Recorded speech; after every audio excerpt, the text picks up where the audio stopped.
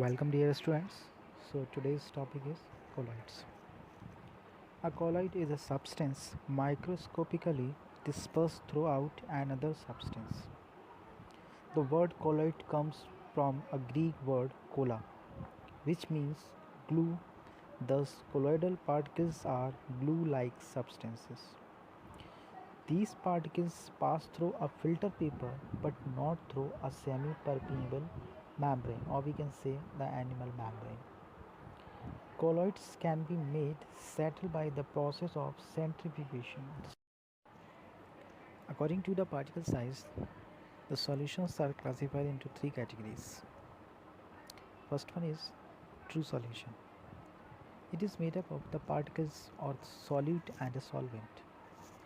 The solvent part of the solution is usually a liquid, but it can be a gas. The particles are atoms, ions, or molecules that are very small in diameter. Next is colloidal mixture or colloidal solution. It has the particles that are not as small as the solution and not as large as the suspension.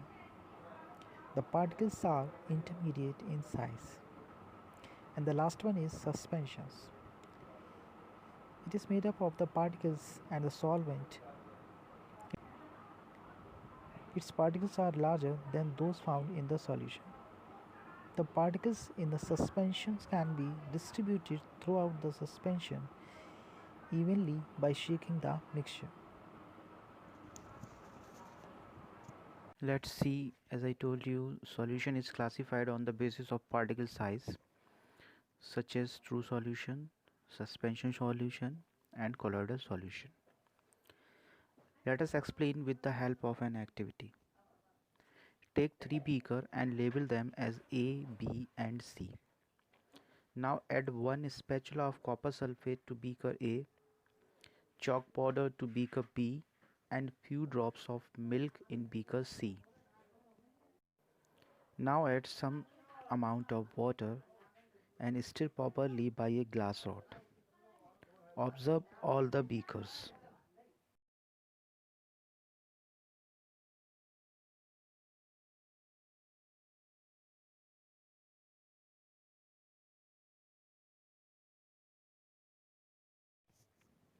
You will observe that beaker A has no distinct boundary and uniform distribution of particles through them. The size of the particle of the solution is too small, so it can't be seen by naked eyes, and thus the solution is called true solution. In beaker B, the size of particle is too large, so we can see by the naked eyes. It is heterogeneous in nature, thus the solution is called suspension solutions. In beaker C, you observe that the size of particle is too small and it cannot be seen by naked eyes, and the nature of the solution is heterogeneous. Thus the solution is called colloidal solution. Leave the mixture undisturbed for few minutes and observe. You will observe that the beaker B particles settle down to the bottom of the beaker, and in the rest of the beaker that do not happen. This solution is easily filtered by ordinary paper, but the colloidal solution is filtered by centrifugation method. The true solution's particles pass through ordinary filter paper. The colloidal solution particles show Brownian movement, that is, zigzag or irregular motion exhibited by minute particles. Now direct a light from a torch through the beaker containing the mixture and observe from the front. Is the path of beam of light visible? Yes. In beaker C, it shows visible path, and this phenomenon is called Tyndall effect, while the rest of the beaker do not affect the beam of light.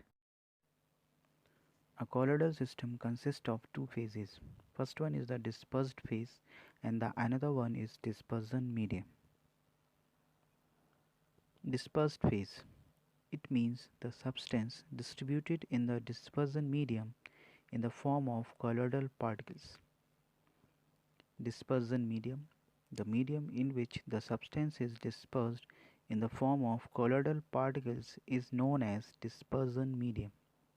For example, in the colloidal solution of silver in water, silver particles work as dispersed phase while the water behave as dispersion medium.